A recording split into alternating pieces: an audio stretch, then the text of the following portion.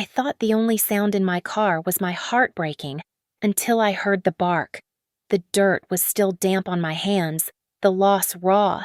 I thought the silence in our home would be the loudest thing I'd ever heard, but I was wrong. He did not just replace 15 years of loyalty. He did it before the burial ground was even cold. My name is Eliza Hayes. I am 41 years old. My job as a senior logistics analyst at Apex Solutions is to find order in chaos. I track multi-million-dollar assets across continents, anticipate disruptions, and solve problems that do not technically exist yet. I am paid to see the patterns, to predict the variables, to ensure that every moving piece arrives exactly where it is supposed to be, exactly when it is supposed to be there. I am methodical, I am precise, and I am very good at my job. But there was no contingency plan for this. No flowchart could map the suffocating geography of grief I traveled today. The small ceramic urn was heavy in my hands. It felt impossible, its weight disconnected from its size. It was smooth and cool, a definitive, polished period at the end of a very long sentence. Buster, my 15-year-old Australian shepherd. He had been my shadow, my confidant, the one constant presence through promotions, a devastating miscarriage, and the slow, creeping silence that had become the new language of my marriage. I had spent the last 6 months watching cancer dismantle him, cell by cell. Today, at the clinic with the offensively gentle name, Eternal Rest, I had to make the decision. I had to give the final command. The veterinarian called it a peaceful release. As I held him, feeling the last tremor of life leave his body, it felt like a violation, a necessary one, perhaps. But the guilt was a physical weight, settling in my chest next to the new, cavernous emptiness. I did it alone. Mark, my husband, could not be there. He is 43, a financial consultant who always seemed to be on the verge of his next big success. This morning, when I woke him before dawn, my voice cracking as I told him it was time, his face tightened. He looked at his watch first, then at me. An urgent client meeting, he had said, absolutely unmissable. He had kissed my forehead, a gesture that felt dry and obligatory. I'm so sorry. Liza, you're strong. You can handle this. I had nodded, too exhausted to argue, too broken to point out that this was supposed to be a we thing. Buster was his dog, too. At least, I always thought he was. I pulled into the garage and shut off the engine. The silence of the car was absolute. I sat there for several minutes, the urn a cold weight in my lap, bracing myself for the next phase the house. I expected the silence in there to be louder, more aggressive. I dreaded the emptiness, the absence of his claws clicking on the hardwood, the lack of a heavy sigh from his usual spot by the door. I finally forced my legs to move. My keys felt foreign in my hand. I unlocked the front door and stepped into the foyer. My breath held tight in my chest, but the house was not silent. From the living room, I heard a sound. It was a sharp, high-pitched, excited yip. I froze. My mind raced, trying to process the data. It was not Buster's bark. It was a sound of newness, of frantic puppy energy. It was a sound that had no place in this house. On this day, I thought perhaps Mark had come home and left the television on. A commercial. Maybe. A mistake. I walked forward, my shoes making no sound on the runner. The yipping grew louder, mixed with a low, rumbling laugh. I pushed the living room door open. My world did not just stop. It fractured. It disintegrated into a million tiny, sharp-edged pieces that would never fit back together. Mark was on the floor. He was sitting cross-legged on our expensive Persian rug, the one we had spent 3 months choosing. He was beaming, his face alight with a genuine, uncomplicated joy I had not seen aimed at me in years. A tiny, fluffy, tricolor corgi puppy was clumsily attacking the laces of his expensive dress shoe, and she was there. She was curled up in my armchair, the faded, overstuffed floral one I had inherited from my grandmother. A young woman, maybe 28, sat with her legs tucked beneath her, watching them. She was beautiful, with the kind of bright, effortless beauty that made my 41 years feel like a century. She smiled at Mark, a smile of shared, private amusement. My gaze locked onto the object in her hand. She was drinking from the oversized blue ceramic mug, the one my mother, gone 3 years now, had made for me in a pottery class. My mug. The air in the room turned to cement. I could not breathe. I was aware of everything at once: the smell of her perfume, the bright white of the puppy's fur, the agonizing, definitive weight of the urn I was clutching against my chest. Mark looked up, his smile still bright, probably thinking she had made a sound. Then he saw me. The joy on his face did not just fade, it was violently erased. His face went slack, then turned a sickly, waxy white. His eyes darted from my face, frozen in its mask of disbelief, down to the small, polished urn in my hands. He scrambled to his feet, kicking the puppy slightly, who yelped in surprise. "Eliza," he stammered, his voice suddenly hoarse. "You're home early." I stood there, rooted to the floorboards. My arms, which had been aching from the strain of holding the small urn for hours, were now rigid, my fingers clamped around the smooth ceramic. It was the only solid thing in a world that had just dissolved into smoke.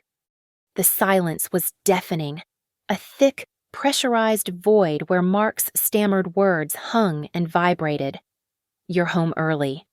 The girl in my chair, the one holding my mother's mug, slowly uncurled herself. She placed the mug on the side table and stood, her movements fluid and confident.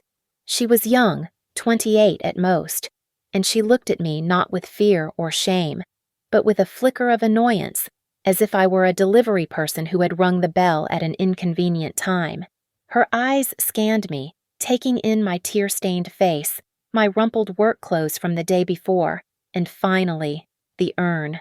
A confused frown creased her perfect forehead. She turned to Mark, her voice light and possessive. "Honey, who is this?" Mark looked like a man who had just stepped off a cliff and was waiting to hit the ground. His face was bloodless. He wiped his palms on his trousers, his eyes flitting between me and the girl, unable to land. "Chloe," he said, his voice cracking. "This is Eliza. She's my sister, the one I told you about. She's just staying here for a bit, having a hard time." Sister. The word hit me with the force of a physical blow. Not a mistress, not a friend. Sister. A lie so grotesquely intimate, so fundamentally dismissive of my entire existence that it bypassed shock and went straight to absurdity. A sound tore itself from my throat. It was not a sob. It was a laugh. It was a dry, raw, hacking sound that scraped my insides on the way out. It was the sound of 15 years of shared history, of anniversaries and illnesses, of inside jokes and mortgage payments, being utterly and completely negated in a single pathetic sentence. Mark flinched. The girl, Chloe, just looked confused.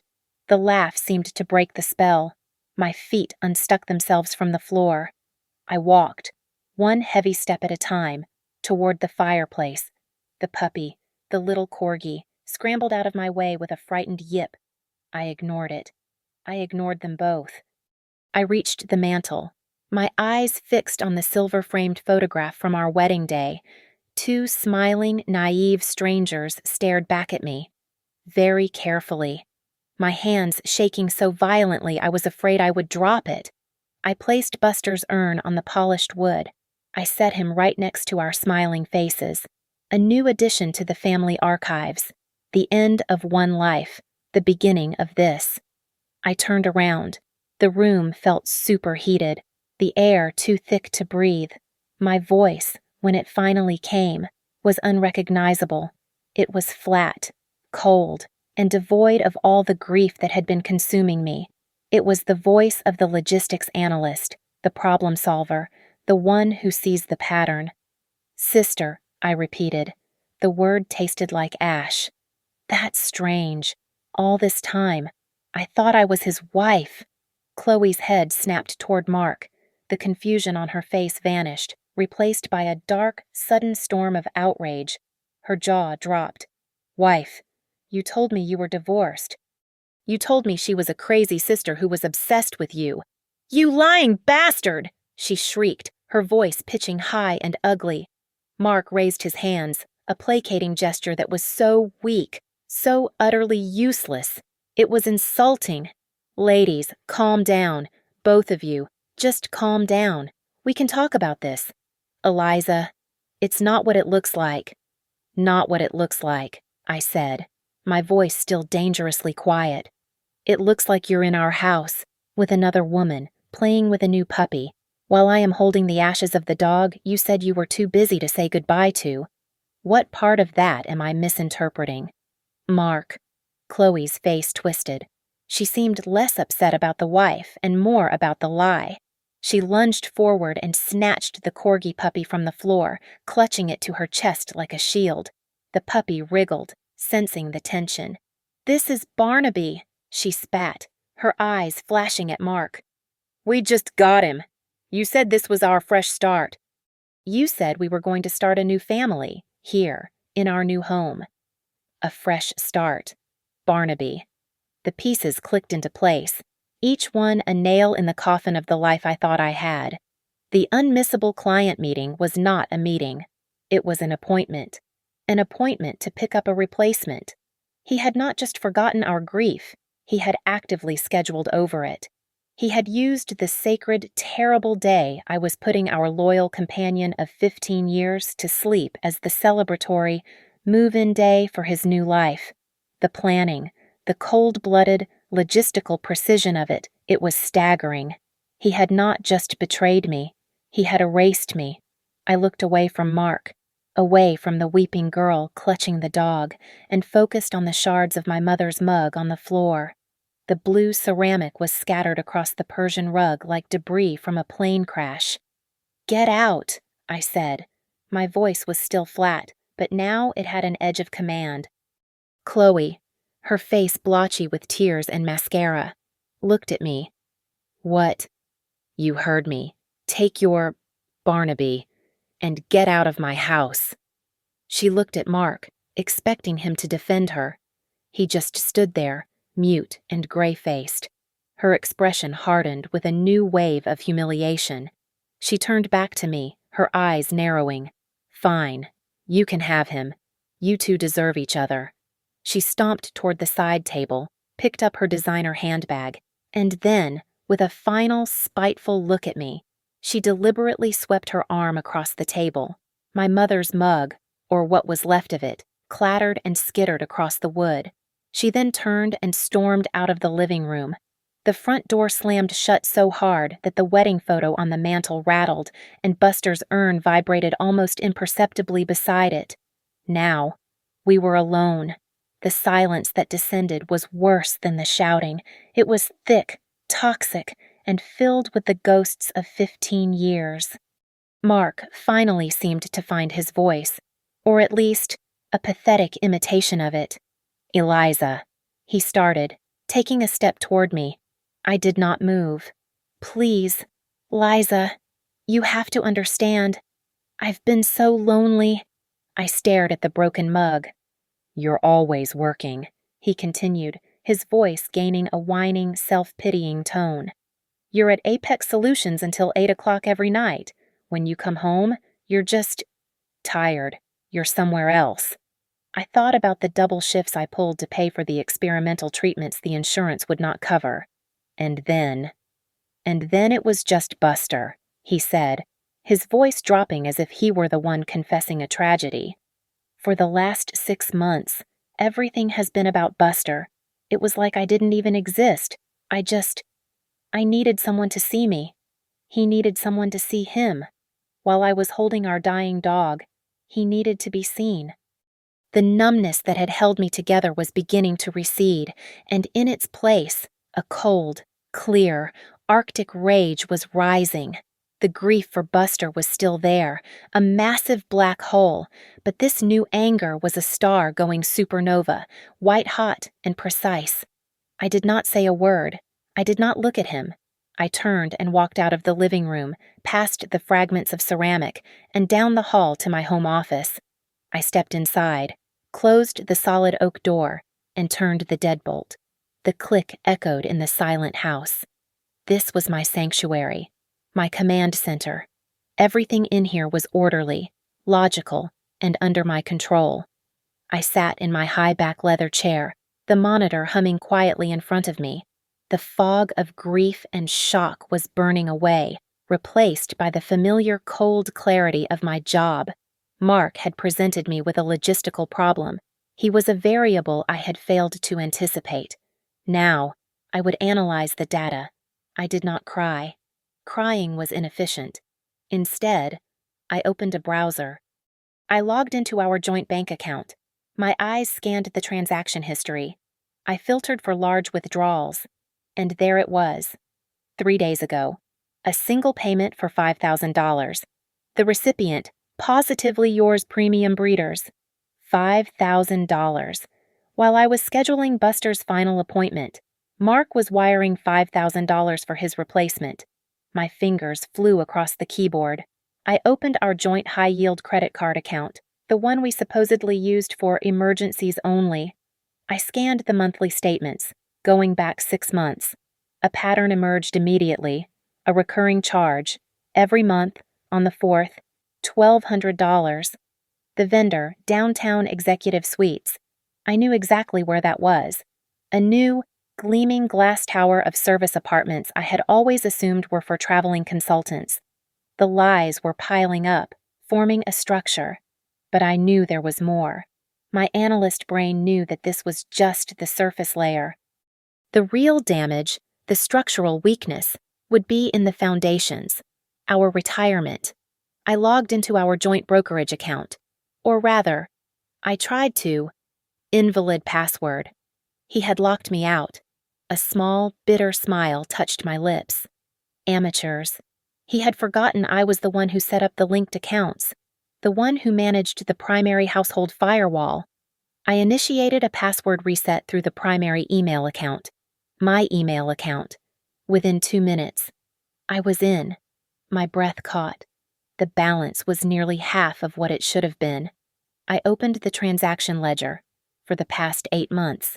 Small, regular transfers. $10,000 here, $15,000 there. All moved to an external account number I did not recognize. I cross-referenced the account number. A private savings account. Opened 8 months ago. In his name only. He had been systematically bleeding our future dry. The final piece. I opened his cloud-synced email. I did not even have to search hard. He was arrogant. He was sloppy. The folder was labeled Personal. It was full of messages to Chloe V. Chloe Vance. I scrolled, scanning subject lines. Our place. Can't wait. Next week. Then I saw it. An email sent just last night, while I was sleeping on the sofa next to Buster, listening to his labored breathing. Subject, Italy. My dearest Chloe, it's almost over. The meeting tomorrow is just a formality. I'll pick up Barnaby and we can finally start our life. I've booked the flights. 2 weeks. Just you and me. Celebrating in Tuscany. First class. We leave at the end of next month. Everything is set. I just have to deal with the problem at home. But don't you worry your pretty head about that. It will be handled, quickly and cleanly. I promise. All my love. M. The problem. I leaned back in my chair. The house was silent again. He was probably waiting outside the door, rehearsing his next round of excuses. But I was no longer Eliza Hayes, the grieving wife. I was Eliza Hayes, the senior logistics analyst. And he was not my husband. He was a critical systems failure. He was a liability. And I was about to liquidate the entire goddamned asset. I did not sleep. I remained in my office, the locked door a physical boundary against the man who was now a stranger in my own home. The hours passed. I did not cry. I analyzed. I downloaded every statement, every email, every transaction. I built a timeline, a flowchart of deceit. I was a logistics expert, and this was the ultimate supply chain failure. My entire life had been routed to a fraudulent destination. At 7 a.m., I heard the jiggle of the doorknob. Liza, come on. We need to talk about this. Don't lock me out. I ignored him. I showered in the small guest bathroom connected to the office, my movements mechanical. I selected a conservative, dark gray dress. I applied my makeup with surgical precision, not to look beautiful, but to look wounded. I used a pale powder to dull my skin and smudged a tiny amount of dark shadow beneath my eyes. I needed to look like a wife who had been crying all night. I needed to look like a victim. The rage I felt was a clean, cold fusion reactor hidden deep inside me, but the exterior had to be one of brokenness and confusion. When I finally unlocked the door, he was waiting in the hallway, looking rumpled and desperate. He had not slept either. Eliza, thank God, he started, reaching for me. I recoiled, a single, sharp movement. Don't touch me, I said. My voice was a dry rasp. I have to go out. Go out where we need to fix this. I have errands, I said, walking past him toward the front door. He followed me, babbling excuses. Something about a midlife crisis, something about feeling invisible. I did not listen. I got in my car and drove away, leaving him standing bewildered in the driveway. But I was not running errands. I was launching a counteroffensive. I drove downtown to the gleaming glass tower that housed Quantum Wealth Advisors. The lobby was a cathedral of brushed steel and silent, expensive art. I had been here dozens of times for holiday parties, smiling on Mark's arm, the perfect supportive wife. Today, I was a ghost. The receptionist looked up, her smile bright and polished. Good morning, Quantum Wealth. How may I help you? I'm here to see Mark Hayes, I said. Her smile faltered, just for a second. Do you have an appointment, Mrs. Hayes? No, I said. I'm his wife. I'm afraid he's in a meeting he cannot be disturbed from, she said, her voice polite but firm. I'm not here to see Mark, I said. And here, I let my voice crack. I summoned the very real, very deep well of grief I felt for Buster. I let the tears flood my eyes. I actually need to speak with Rachel, his assistant. It's a personal matter. It's urgent. The receptionist's practiced composure melted. She saw a woman in genuine distress. Oh, of course, just one moment. A minute later, Rachel emerged from the security doors. Rachel was in her late 50s, a sharp, intelligent woman who had run Mark's professional life for over a decade. I had always made a point to be kind to her. I sent her flowers on her birthday. I remembered the name of her son and asked about him when he was deployed. I saw her as a person, not furniture, something I suspected Mark rarely did. Eliza, she said, her face immediately filling with concern. What is it? What's wrong? Rachel, I whispered, grasping her arm. Can we talk somewhere private, please? I'm so lost. She guided me into a small, soundproof conference room. She closed the door and handed me a tissue from the box on the table. What's happened? She asked gently. It's Buster, I said, the lie seamlessly blending with the truth. I had to put him down yesterday. It was awful. Oh, Eliza, no, she said, her hand covering her heart. I am so sorry. He was the sweetest dog. I'm sure Mark is devastated. Mark wasn't there, I said, looking down at my hands. He said he had an urgent client meeting all day. And, Rachel, I'm worried about him. I'm so worried. He's not himself. He's been erratic. He's spending money we don't have. He's distant. I came home yesterday and he wasn't alone. There was a woman there. Rachel's face, which had been soft with sympathy, hardened. A look of weary, bitter understanding settled over her. She sat down opposite me. "Eliza," she said, her voice low. "How much do you know?" "I know he's been lying," I said. "I know he bought a $5,000 dog. I know he's been paying for an apartment downtown. I know he's been taking money from our retirement. I'm afraid I don't know. Gambling, is he in trouble?" "Please, Rachel, you see him every day. You know everything.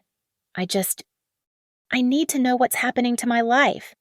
Rachel stared at the polished table for a long moment. When she looked up, her eyes were cold. "He's in trouble, Eliza. But it's not gambling, it's theft." My blood went still. "He's being investigated," she said, her voice a furious whisper. "Internally. For now. He's been mismanaging client accounts. That's the polite term. He's been skimming, moving money around to cover his tracks. Using client funds to finance?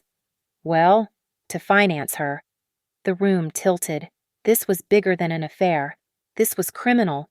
"He's gotten sloppy," Rachel continued, the words spilling out now. "He's in deep. There's one client in particular, Harrison Vance, our biggest account. Mr. Vance has been complaining for weeks about unexplained fees, about portfolio losses that don't make sense. Mark keeps dodging his calls, and it's making him furious. Vance is threatening to pull everything. If he does, this whole company could be at risk." The name. It was right there, on the tip of my tongue. The email. Chloe V. Vance, I repeated, my voice suddenly sharp, the analyst cutting through the grief. "As in, Chloe Vance." Rachel's head snapped up. Her jaw went slack. "What? How do you know that name?" She was the woman in my house, Rachel. She was in my chair, drinking from my mug, with my husband. Rachel looked as if I had physically struck her. She went pale. "Oh, no. Oh, my God." She put her head in her hands.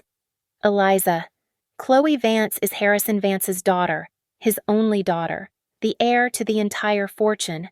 She looked at me, her eyes wide with the sheer, catastrophic stupidity of it. "That idiot," she breathed. "He's not just stealing from his biggest client. He's cheating on his wife with the daughter of the man he is actively, brazenly stealing from." The air left my lungs. It was not just a betrayal of our marriage. It was a high-stakes, unbelievably reckless criminal enterprise. And he had built it all around the daughter of the man he was robbing blind. I looked at Rachel. The sympathy on her face was gone, replaced by a hard, professional anger. She was not just Mark's assistant, she was a career professional who had given this company 25 years of her life. He was not just cheating on me, he was jeopardizing her livelihood, her reputation, and the stability of all her colleagues. "He's a fool," she said, her voice dripping with contempt. "A greedy, arrogant, short-sighted fool." "He's more than that," I said, my voice hardening. The analytical part of my brain was now fully online, processing the new data streams. "He's sloppy. And sloppy men get caught." I leaned forward. "Rachel, you said Mr. Vance is furious. You said Mark is being investigated internally. Who is leading the investigation?" "Michael Sullivan, our head of compliance," she said. "But Mark keeps telling him it's a misunderstanding, that Vance is just a difficult client." "Mark is a senior partner. He still has a lot of pull. Sullivan is treading carefully." "Then we need to give him something that isn't careful," I said. "We need to give him a smoking gun. You have access to everything. Rachel, his server files, his client logs. I have his personal emails, his secret bank accounts. Separately, it's suspicious. Together, it's a conviction," she finished, a dark spark in her eyes. "He's been locking down his client files, even from me, citing partner privilege. But he forgets. I set up his server permissions. I still have back-end access. I'm a logistics analyst. Rachel," I said. "My entire job is finding patterns in massive data sets. I can find the links. I can build the timeline. I can map his entire network of deceit." Rachel nodded, a silent, grim agreement. We had become co-conspirators, bound by his betrayal. She wrote down a secure username and a long, complex password on a piece of paper from her notepad. "This is a ghost admin account. It has full access to the server. Don't use it from your home network. He's arrogant, but he's not stupid enough to miss a direct login from his own IP address." "Thank you, Rachel," I said, folding the paper and putting it in my pocket. "Don't thank me," she said, her voice like ice. "I'm protecting this firm. He's a cancer. You're just the surgeon." I left the Quantum Wealth offices and drove not home, but to a small, anonymous branch of the public library. I found a private study carrel and, using a secure public Wi-Fi signal, I logged in. It was all there. It was a masterpiece of fraud, elegant in its initial design. Mark had used a vulnerability in the firm's accounting software. He had created a series of temporary holding accounts, digital phantoms. He would siphon off management fees or overages from client accounts, just a few thousand here, a few thousand there into these ghost accounts. He would use the funds, and then, just before the quarterly audits, he would replace the money by skimming from another, larger account, creating a rolling digital shell game. But just as Rachel said, he had gotten reckless. The timeline corresponded perfectly with the start of his affair. The small skims became larger. He was not just borrowing, he was stealing. And then I found it. The link. The apartment at the downtown executive suites. The monthly $1,200 charge on our credit card was a lie. It was a smokescreen. The apartment was not rented. It was purchased, 3 months ago, for $450,000. He had paid for it in cash, and the cash had come from a single wire transfer. A wire transfer not from one of his ghost accounts, but directly from the Vance family trust. He had not even tried to hide it. He had buried the transaction in a thicket of other legitimate portfolio adjustments, clearly believing no one would ever look that closely. He had used Harrison Vance's own money to buy the love nest for Harrison Vance's daughter. My blood ran cold. The audacity of it was breathtaking. And then, another, more terrible realization dawned on me. The scene yesterday, the timing, the almost theatrical setup. He had to know I would be home. He knew exactly what state I would be in. He had to know I would eventually check the finances. He had been getting sloppy for months.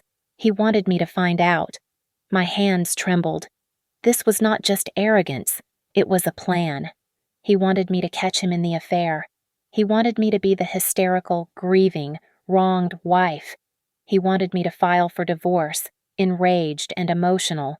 He would play the part of the contrite, guilty husband, beg for forgiveness, and then finally, reluctantly, agree to a quick, clean separation.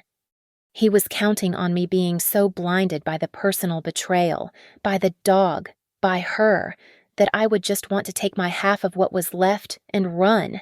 He was betting his entire future on the assumption that I would not look at the numbers. He had profoundly, catastrophically, underestimated me. He had not staged a simple affair. He had staged a diversion.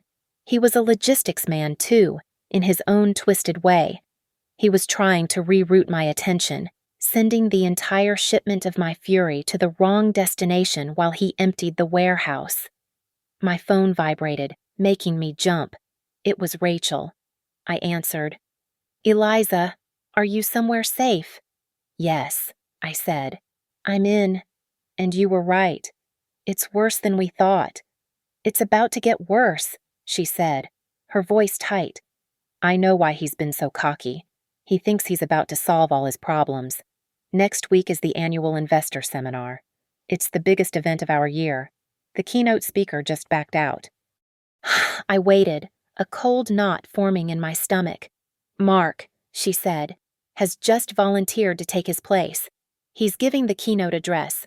To all of them, all our biggest clients, including Harrison Vance, who has already confirmed he'll be in the front row." "What's the topic?" I asked, though I already knew the answer. Rachel's voice was heavy with disgust. "The title of his presentation is The Future of Financial Stewardship, a Commitment to Trust and Transparency." trust and transparency. He was going to stand on a stage and preach about the very concepts he was systematically destroying. He was not just a thief, he was a hypocrite of breathtaking proportions.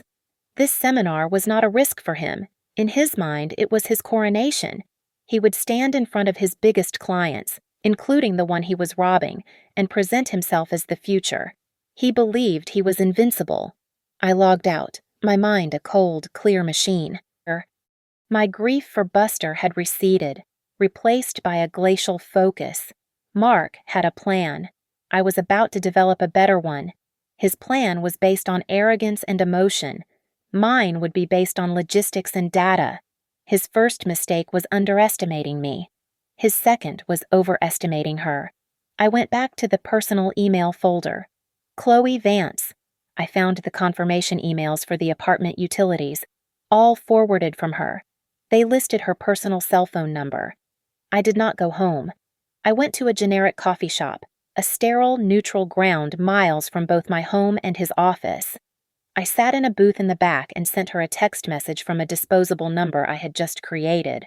I know what he's doing to your father. We need to talk. Now. I am at the Starbucks on Elmwood. I attached a single file, the transaction summary showing the $450,000 transfer from the Vance Trust. For 10 minutes, there was no reply. I was beginning to think she had blocked me, or shown it to Mark. Then, the 3 dots appeared. She was typing, "Who is this, the problem he needs to handle?" I replied, "You have 10 minutes before I send this to your father directly. Your call." Her response was immediate. "On my way." She arrived in 20 minutes, a whirlwind of expensive perfume and barely suppressed panic. She was not the same confident woman who had been curled in my armchair. She slid into the booth opposite me, her eyes darting around the coffee shop. She was clutching her phone so tightly her knuckles were white. "What do you want?" she snapped, trying to regain her footing with aggression. "Are you trying to blackmail me? Mark loves me. He's leaving you. You're just a bitter old woman who can't accept it." I said nothing. I let her accusations hang in the air. Let her bravado exhaust itself against my silence. I simply watched her, my expression unreadable. When she finally ran out of steam, her chest heaving slightly, I slid a thin folder across the table. It was not the one I had texted. This one was thicker. "I don't care about the affair, Chloe," I said, my voice low and calm. "He can have you. You two deserve each other. This is not about love. It's about theft." She scoffed, but her eyes were drawn to the folder. "Theft? What are you talking about?" "Page 1, I said. "That is the wire transfer for your $450,000 apartment. You will note the origin account. That is your family's private trust. Page 2. A detailed breakdown of the management fees he has been skimming from your father's portfolio for the last 8 months. Page 3. The emails where he discusses selling proprietary client data to one of your father's chief competitors. He is not in love with you, Chloe. He is using you." She opened the folder. Her hands were shaking. She read the first page, her face pale. She flipped to the second, her brow furrowed. By the time she got to the third, the email, her breathing had become shallow. The mask of arrogance was gone, replaced by a dawning, sickening horror. "He's not just stealing from your father," I explained, leaning in. "He's using you as his exit strategy. Think about it. Why you? He meets the daughter of his wealthiest client. He charms you. He buys you an apartment with your own family's money. His plan is not just to leave me. His plan is to marry you. He's counting on the fact that when your father eventually passes, he, as your devoted husband, will have full, unrestricted access to the entire Vance fortune. He is playing you for the biggest score of his life." She looked up at me, her eyes wide with shame and a new, potent fury. He told me my father knew. He told me my dad approved of him. He said the apartment. He said it was an early wedding present, a gift, from my dad, to us. The sheer audacity of the lie was stunning. He had framed his grand larceny as a paternal blessing. Chloe's humiliation was a visible thing, a flush that crept up her neck and set her jaw. She was not just a mistress, she was a pawn. She was a fool, and she knew it. "That son of a bitch," she whispered, her voice trembling with a rage that matched my own. "He's going to pay for this." "Yes, he is," I said. "I have his bank records. I have his emails. I have his client logs, thanks to his assistant. It's almost enough." "Almost," she said, latching onto the word. "He's arrogant, but he's not a complete idiot. The worst of it, the smoking gun as they say, won't be on a company server or a joint cloud account. It will be somewhere only he controls." Chloe was silent for a long moment, her mind clearly racing. Then her eyes snapped into focus. "His insurance." I waited. "He has a safe," she said, her voice dropping to a conspiratorial whisper. "It's hidden behind a painting in the apartment. Our apartment. He told me it was just for boring papers. But he's obsessed with it, and he has this one thing, a small, black, external hard drive. He calls it his insurance policy. He told me, 'If anything ever happens to me, Chloe, this little drive is our future.' He thinks it protects him." "Can you get it?" I asked. A slow, cold smile spread across her face. It was not a pretty smile. It was the smile of a woman who had just been handed a weapon. "I know the combination. He told me it was our anniversary. The day we met." She stood up, her composure completely restored. But now it was a different kind of composure. It was icy, dangerous. "I want to be there when it happens," she said. "You will be," I replied. "You'll be in the front row, right next to your father." We had a plan. It was meticulous, a multi-front logistical campaign. The first phase fell to Chloe. She returned to the downtown apartment, resuming her role as the adoring, unsuspecting girlfriend. She played it perfectly, texting Mark about how much she missed him, how she wanted to make him a special dinner. His replies, which she forwarded to me, were smug and reassuring. He was managing the problem at home. He told her I was hysterical with grief, but would soon see reason. That evening, she enacted the plan. She accidentally spilled a glass of red wine on the painting that concealed the safe. As she frantically cleaned it, she suggested to Mark that he should move his boring papers somewhere safer, just in case. He, annoyed by her clumsiness but pleased by her concern, opened the safe to check the contents. He confirmed the code for her, laughing. "Our anniversary. Baby. Never forget it." Later that night, when he was in the shower, she opened it. The small black hard drive was exactly where he said it would be. She was in and out in less than 30 seconds. We met an hour later in the deserted parking garage of a 24-hour supermarket. The handover was silent, a sterile exchange in the buzzing fluorescent light. She gave me the drive. I gave her a key. "What's this?" she asked. "My house key," I said. "He changed the locks on our front door. He's locked me out. He thinks that's how it works. But he forgot I had a spare cut. I'm not going back there." "You are." "What?" "He's expecting me to fight for the house," I said. "I'm not. You're going to move in. Tonight. You are going to tell him I'm a lost cause and that his new life starts now, with you. You are going to keep him distracted, happy, and blindingly arrogant until the seminar." Her eyes widened, then hardened with a new, cold resolve. She took the key. I went back to the library. I plugged in the drive. It was not just an insurance policy. It was a declaration of war against his own company. The drive contained audio files, hours of them. Mark had been secretly recording his phone calls and in-person meetings for the past year. He was not just skimming. He was planning a full-scale defection. I clicked on a file dated 2 months prior. Mark's voice, oily and confident, filled my ears. He was speaking to the CEO of Quantum's biggest competitor.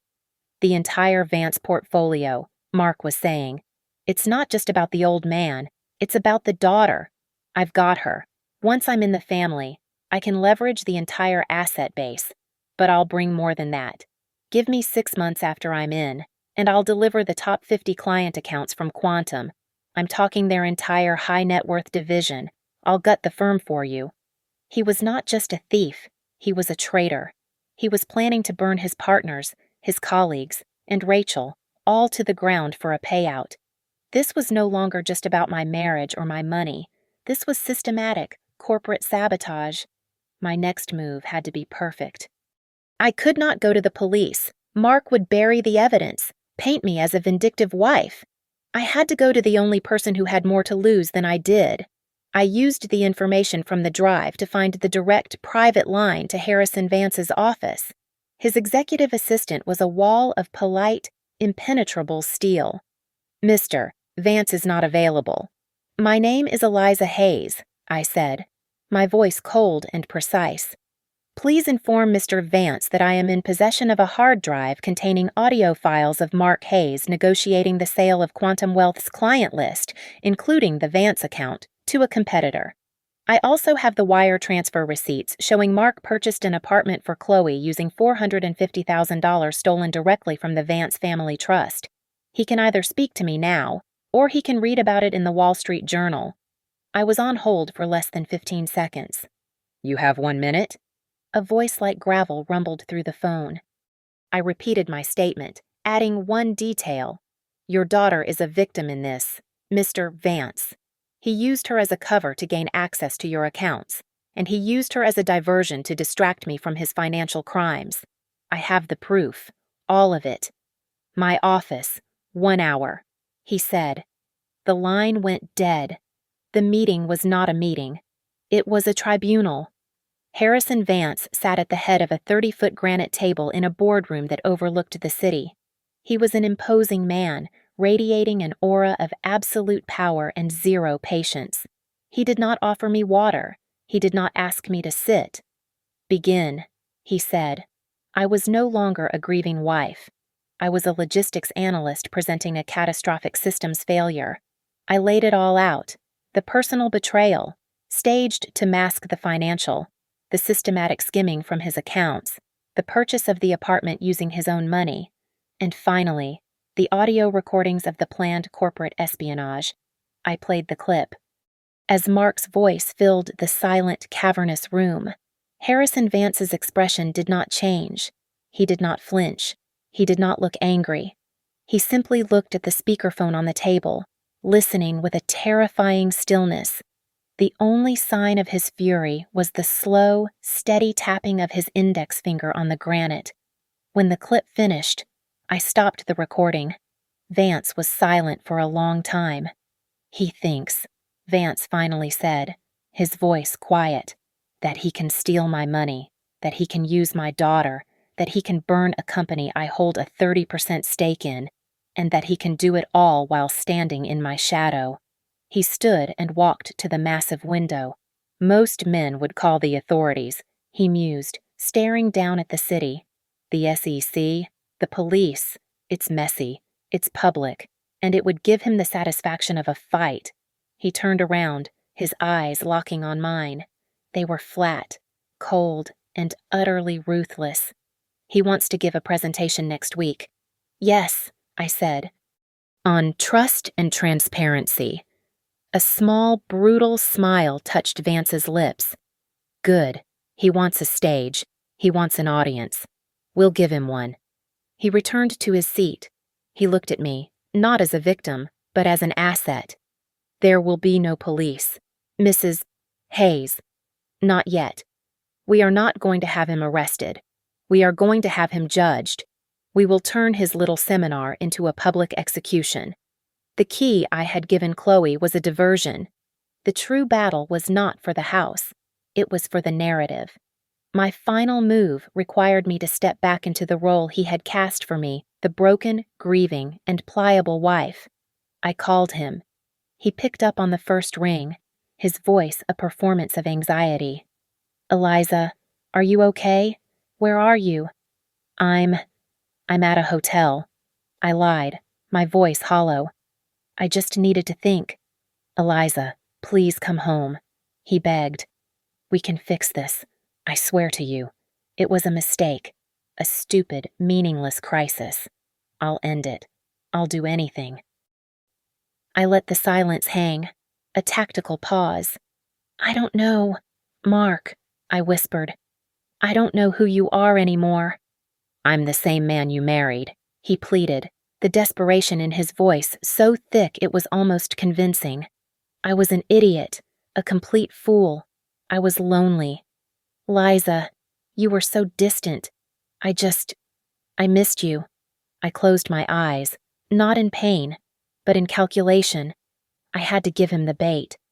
You have your big seminar next week, I said, my voice sounding weak even to my own ears. Your keynote speech. That doesn't matter, he said quickly. Nothing matters but you. It matters to me, I replied, letting a small, false tremor of strength enter my voice. You've been working toward this for months. I want to be there. I need to see. I need to see if the man I married is still in there. I want to try. I want to see if I can be proud of you again. The silence on his end was immediate. It was not a pause of confusion.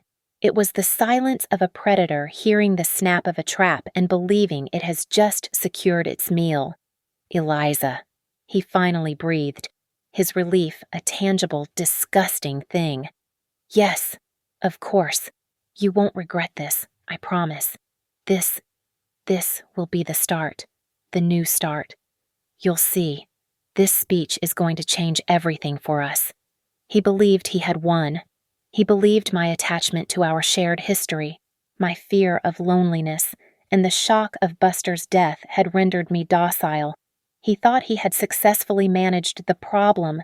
He became, in the days that followed, insufferably smug. He sent me links to his presentation draft, filled with nauseating graphics about trust and transparency. He told me Chloe was handled. He believed, with the totality of his arrogant soul, that I was coming to his seminar to witness his triumph and welcome him back. He had no idea I was the architect of his apocalypse. While he was rehearsing his speech in front of our bedroom mirror, I was in a different kind of war room. The operations were based out of Harrison Vance's private corporate headquarters. My allies were not emotional. They were strategic. There was Rachel, who knew every procedural loophole in Quantum's operations, and there was Vance, who brought the cold, quiet power of immense wealth. My logistics skills were finally being put to proper use. The seminar was not a speech, it was a complex delivery system for the truth. First, the technology. Rachel, using her administrative privileges, coordinated with the hotel's AV department. She informed them that due to the sensitive and proprietary nature of the keynote, Quantum Wealth's own technical team would be handling the projection. Vance's technical team were, in fact, forensic data specialists. They ensured that Mark's presentation would not be run from his laptop. He had already, foolishly, emailed his PowerPoint file to the team for pre-loading. His laptop on the podium would be a dead prop. The entire show, every slide, every video, every audio file would be controlled from a central booth at the back of the room. Second, the security. I analyzed the ballroom blueprints, entrances, exits, and sightlines. Vance, at my request, hired a team of 12 private security personnel, all ex-military, all dressed in immaculate business suits. They would be blended with the investors, 2 at every exit, 2 flanking the stage, and 4 spread throughout the crowd. They were not there to be aggressive. They were there to be a wall. They were there to ensure that when the trap sprung, Mark Hayes had nowhere to run. Third, the evidence. This was my contribution. I spent a sleepless 48 hours compiling the data from the hard drive, the server logs, and my own bank accounts. I distilled the sprawling, complex web of his theft into a devastatingly simple, 2-page executive summary. It detailed the timeline of the fraud, the exact amount stolen from the Vance Trust, the wire transfer for the apartment, and, most damningly, a transcript of the audio file where he plotted to gut Quantum Wealth. Vance's team printed 1,000 copies on heavy, expensive cardstock. These were sealed in crisp, navy blue envelopes, embossed with the seminar's official logo. Our team would arrive at 3 a.m. on the day of the event to place one envelope under every single seat in the ballroom. Finally, the witness. Vance had made one phone call. A senior financial editor from a major New York newspaper. The man, Vance had explained to me, owed him a career-defining favor. He was not invited as press. He was invited as Harrison Vance's personal guest, seated in the front row. He was promised, and I quote, "the most entertaining public execution of a white-collar criminal you will ever see."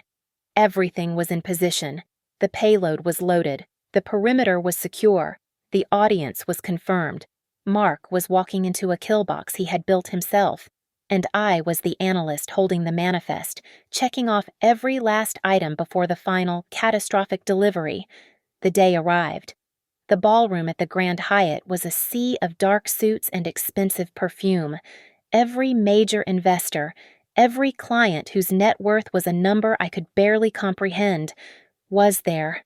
The room was packed, hundreds of chairs filled, the air humming with the quiet, confident buzz of old money and new ambition.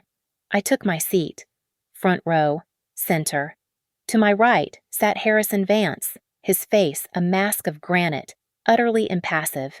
To his right sat Chloe, dressed in a demure charcoal gray suit, looking pale but composed, her eyes fixed on the empty podium. We were a bizarre, silent tableau of his victims, the wife, the father, and the fool. A hush fell over the room. The lights dimmed, save for the bright spotlights on the stage. A disembodied voice announced him. And now, please welcome Quantum Wealth's senior partner and keynote speaker, Mr. Mark Hayes. He walked out to polite applause. He looked incredible. He wore a custom-tailored Tom Ford suit that probably cost $10,000 or $10,000. His hair was perfect. His smile was a high-wattage beam of confidence and charm. He was the very picture of success, a man at the absolute peak of his game. He adjusted the microphone. "Thank you. Thank you so much." He scanned the front row, and his eyes locked onto mine. He paused, just for a beat, and gave me a small, intimate smile. It was a smile of reassurance, of conspiracy, a smile that said, "See, I told you. We're fine. This is our future." I looked back at him. I did not smile. I did not frown. I felt nothing. I was a plate of cold glass. I was a mirror, reflecting his image back at him, devoid of all warmth. His smile faltered for a fraction of a second, but he recovered instantly. He was a performer. He turned his charm to the wider audience. "Today, I'm not just here to talk about numbers," he began, his voice resonating with false sincerity. "I'm here to talk about the one asset that cannot be quantified, the one commodity more valuable than gold or platinum. I'm here to talk about the future of trust." The title slide appeared on the massive screen behind him. The future of trust. It blared in a clean, authoritative font. He began his performance. He paced the stage, using his hands, his voice dropping to a confidential murmur and rising to a passionate declaration. He spoke about integrity as the cornerstone of wealth management. He spoke about transparency as the bedrock of the client relationship. He was magnificent. He was a complete and utter fraud. "In today's volatile market," he said, "our clients aren't just investing their money. They are investing their faith. They are investing in us, in our character. They deserve a partnership that is open, honest, and beyond reproach." He smiled, reaching the end of his introductory act. "Let's look at the data. Let's talk about the bedrock of that faith, our strategic partnerships." He reached for the mouse on the podium, the small clicker in his hand. He pressed the button to advance to the next slide. But the slide that appeared on the 40-foot screen behind him was not a pie chart. It was not a bar graph of projected earnings. It was a bank statement. It was the statement from the secret savings account I had discovered, the one in his name only, the one he had been bleeding our retirement into. The account number was visible. His name was visible. And the balance was visible. A staggering $782,000. Mark froze. His back was to the screen, but he could see the reflection in the monitor on the podium. His smile locked in place, a horrifying rictus. He stared at the monitor, his brain clearly unable to process the image. The audience, confused, murmured. They thought this was part of the presentation, but they did not understand the slide. He clicked again, frantically.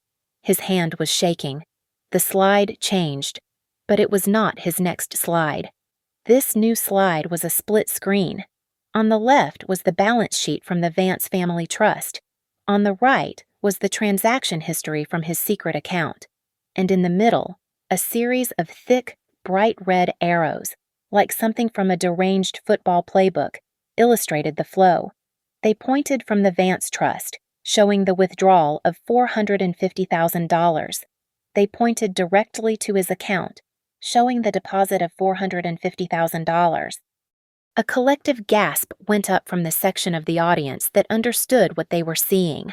The quiet murmuring in the room instantly became a loud, confused, and angry buzz. Mark's face, projected in high definition on the two smaller screens flanking the stage, had gone from tan to a pale, clammy gray. Sweat beaded on his forehead, bright under the hot lights. He tapped the microphone, a gesture of panic. I apologize. There seems to be a technical error, a significant one. That is not my presentation." He laughed, a high-pitched, unnatural sound that echoed in the vast room. "My apologies. Folks, someone in the tech booth is clearly having a bad day. Let me restart this from my laptop." He reached for his laptop, but the screen behind him changed again. The murmuring stopped. The room went dead silent, into the thick, chaotic silence of Mark's panic. A new voice cut through the room. It was not amplified, yet it carried to every corner. Harrison Vance stood up, his 6'4" frame commanding absolute attention. "There is no technical error, Mr. Hayes," he boomed, his voice like rolling gravel. The room snapped to attention. Vance turned his gaze to me, still seated. "Eliza, please." I stood. A spare microphone, placed there by our team, was waiting on the table. I picked it up. My hand was perfectly steady. "Ladies and gentlemen," I said, my voice clear and amplified, cutting through the confusion. "Please direct your attention to the navy blue envelopes placed beneath your seats." A rustling sound filled the ballroom as hundreds of people bent down. It was the sound of 1,000 seals being broken, 1,000 heavy cardstock summaries being pulled free. I heard gasps. I heard a low, "Oh my God," from somewhere nearby. They were seeing it all. The bank transactions, the timeline of the fraud, the full transcript of the emails to Chloe. And, on the second page, the transcript from the hard drive. On stage, Mark finally understood. This was not an error. This was an execution. His face, projected in high definition, was a mask of pure, animal terror. He dropped the useless clicker and made a dash for the stage-left stairs. He did not get 2 steps. 2 men, who had been standing impassively by the curtain, stepped forward. They were not hotel staff. They were Vance's private security. They blocked his path, hands crossed, silent and immovable. He was trapped. Mark turned back, cornered, looking wildly between the security and the audience. And then, the screen behind him changed one last time. It was not a document. It was a simple black screen with an audio waveform pulsating in the center. Below it, a title, Subject Quantum Client List. A click, and then, his voice, Mark's voice, oily and confident, filled the speakers, echoing throughout the grand ballroom. "Just give me 6 months," his voice bragged. "I will deliver the entire client list of Quantum to you. I'm talking their high net worth division. I'll gut the firm for you." If the documents had caused a buzz, the audio caused an explosion. A roar of fury erupted from the crowd. In the third row, Michael Sullivan, Quantum's head of compliance, was on his feet, his face purple with rage. The other partners were shouting. Investors were standing, waving their papers, yelling, "Thief!" and "Traitor!"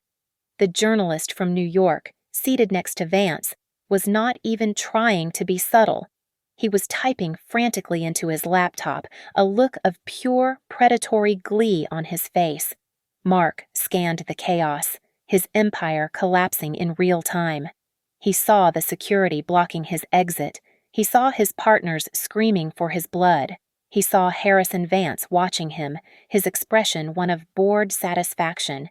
And then his eyes found mine. The smugness was gone. The charm was gone. All that was left was a raw, venomous hatred. "You!" he screamed, his voice cracking over the microphone he still wore. "You did this. You ruined me." I walked slowly toward the stage, stopping just short of the steps. I looked up at him, the man I had loved, the man who had tried to erase me. I held his gaze. "No, Mark," I said, my voice quiet but carrying perfectly through the microphone.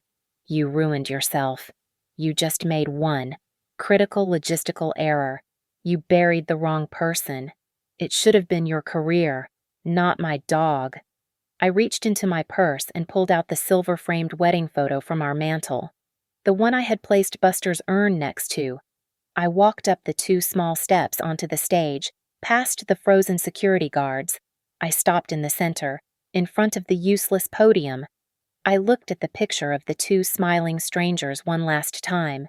Then, I placed it face down on the podium, a definitive, silent full stop. I turned my back on him. I walked off the stage, down the center aisle, as the 2 security men stepped forward and, with practiced efficiency, put Mark's hands behind his back and applied the handcuffs. I did not look back. Thank you so much for listening to my story. Please comment below and let me know where you are listening from. I would love to connect and share our thoughts. Please subscribe to Lily Revenge Stories, like this video, and give it an extra boost by hitting the hype button so this story can be heard by more people.